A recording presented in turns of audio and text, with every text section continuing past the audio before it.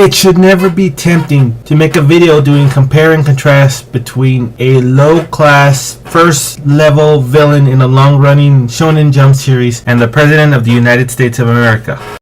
LG7ER, where the last two letters are typos. One Piece Chapter 4, Marine X-Arm Morgan starts off where Chapter 3 ended, fittingly enough, with Helmeppo on the ground after Luffy punched him. He wasn't happy about Luffy punched him. Nobody was really happy about Luffy punched him because the Marines, it's their job to protect him. Helmeppo doesn't want to be punched because he's Helmeppo. Cody doesn't want Helmeppo to be punched because he wants to be a Marine. He's also afraid of the Marines. And for the most part, the town really doesn't want to see Helmeppo punched because they're scared shitless of Helmeppo. The only one who really wanted to see Helmeppo punched was Luffy and the audience. And to a lesser extent, the daughter. Well, maybe more the daughter. Nobody was really satisfied with the punch either because everybody wanted him to do more. Even Luffy at the end was like, yeah, I really wish I punched him a few more times. So anyways, Helmeppo's mad because he got punched. Points out that not even his father has ever hit him, which explains a lot. And then he's gonna go complain to said father and Luffy will be executed. So this little scene ends with the Marines picking up Helmeppo. Terrible way though, like they picked him up by the shoulders and carried him off, and you got to think, well, if he got hit in the head, he's a weak, scrawny little guy, and his neck snapped back like that, so you would think, okay, they're gonna get him on a gurney, but no, they just carry him off. I mean, he was fine because he was able to turn his head and complain, but yeah, no, the Marines were pretty useless in this section because they did not keep Helmeppo from being punched, they did not immediately apprehend the puncher, and they're basically an ambulance without, you know, a vehicle and a stretcher. So the little girl from earlier comments how cool it was to watch Luffy punch the guy. And Luffy, he wasn't gonna say, you know, it wasn't cool, he just wished he did it more. Girl's mom comes up, scolds the little girl, saying she shouldn't be seen talking with Luffy and Cody because she'll get executed too, just by association. That's how scared the Marines have these people. The girl lies, of course, about going to the execution site, and I don't blame her. I would, if my mom asked if I was hanging out at an execution site, I'd tell her no too, because people on death row get weird. Once your upcoming death is coming, you lose all sense of self-censorship. You lose all sense of self-censorship, and everything just comes flooding out. Past crimes, current crimes, sins, wrongdoings, weird fantasies. You know, you wouldn't want your mom to know you were hanging out in that kind of place either. Next, we're finally introduced to Captain Morgan. But we're not introduced to him right away. There's a little scene with him somebody talking to a Marine, asking, you know, who's the most respectful, pointing out that he does deserve the most respect, and asking why it is that he's not getting as much money. No, he doesn't ask. He just points out, yeah, people respect me, but I'm not getting as much money from the villagers. The Marine says, well, yeah, they have their own financial problems. And then Captain Morgan says, no, it's because they don't respect me. That's why. I don't get the respect that I deserve. So yeah, he's one of those. He's not right. Next thing you know, we have Helmeppo enter into the room and he's complaining, somebody hit me, I want him dead, I want you to kill somebody for me. And he says, you know, you haven't even hit me. You've never hit me. Helmeppo wants to point out he's never been hit before. I think this is literally the first time he's ever come into physical harm. I really do. Like, you would think a little kid like this would have been beat up at least once or twice in his life, but I really, really think he's never been touched before. And Axe Morgan points out, he's like, yeah, I've never hit you. He doesn't argue with this or anything. He's like, I never hit you. You know why? And Helmeppo was going to say, because you're my son. I'm your son. But Morgan cuts him off and says, you are not worth it. You are a bastard who is not worth my effort, the effort to actually strike you. And then he hits him, so I guess, you know, he's worth it now. But he wasn't before. I'm not sure what's changed, like, he still seems not worth hitting to me. But he got hit now. As for Captain Axe-Arms Morgan's reveal, it didn't disappoint. I was not expecting him to look like he looked. You know, he's a man. He's a very muscular man. First thing you notice is that he has this mouth guard thing on his face, kind of like Baron Underbite from Venture Bros. Second thing you notice is that the whole Axe-Arm Morgan is not just something that people call him because he can do one hell of a karate chop. No, his left arm is a axe.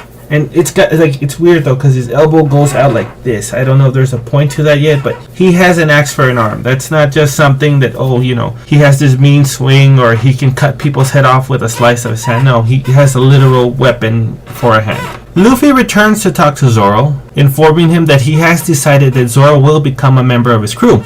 This is news to Zoro, who responds with, "I've made it clear that I'm not going to be a bad guy and I'm not going to join you." And Luffy says in return, everybody already thinks you're a bad guy. What does it matter?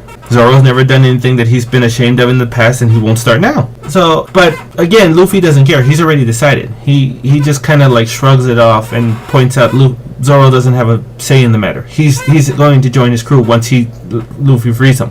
And I guess Luffy, I'm not sure if something changed his mind or drew his attention, but he asked Zoro, you use a sword, right? You're a master of a katana. Yes, Zoro is. When he's not tied up. He can't be a master with his hands tied up. But when his hands are free and he has a sword, he is a master. So Luffy informs them, okay, I'll go get your sword. Where is it? Helmeppo has it. But I don't know if Zoro knows his name because he just called him that bastard. Luffy will go get it, and he informs him of the fact that he will get it. But he won't give it back unless Zoro joins his crew, which Zoro thinks is dirty. He says that's playing dirty.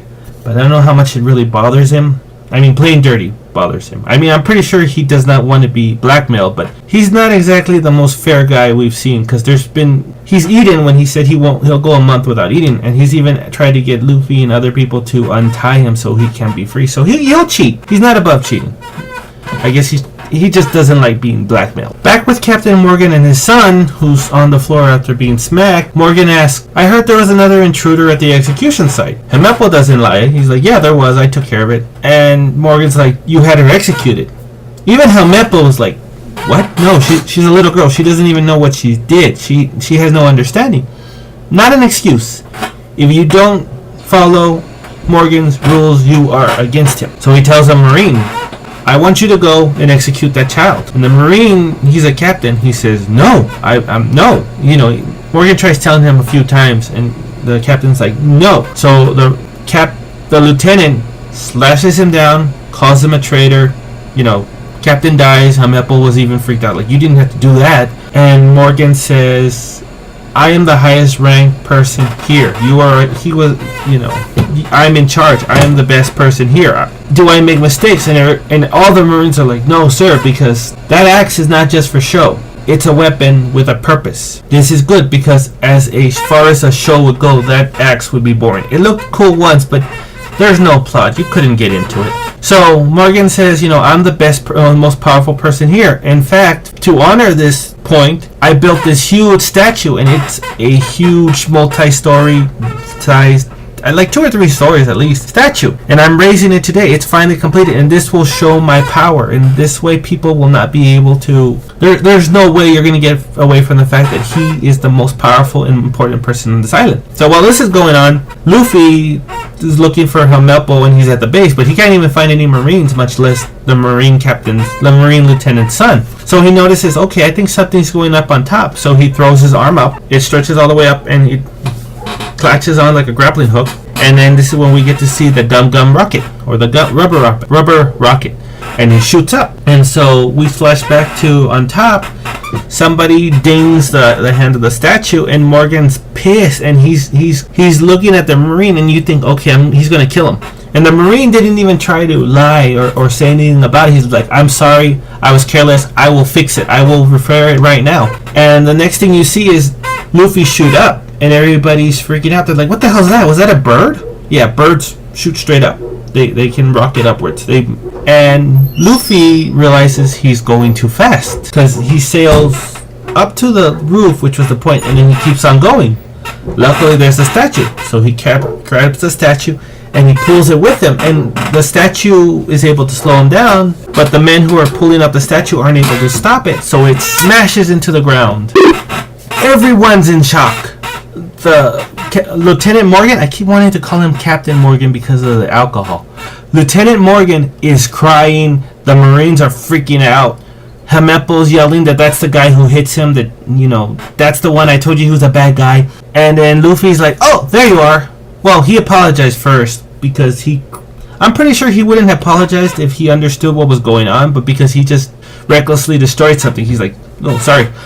And so he grabs Helmeppo and takes off, and then Morgan shouts out, "Get him! I want him! I want to kill him!" And you would think that Morgan would chase off after him, but he doesn't. I'm not sure if that's because he has a power trip and he just wants to know that his Marines can do it, or because another Marine said, "Sir, we have another person at the execution site."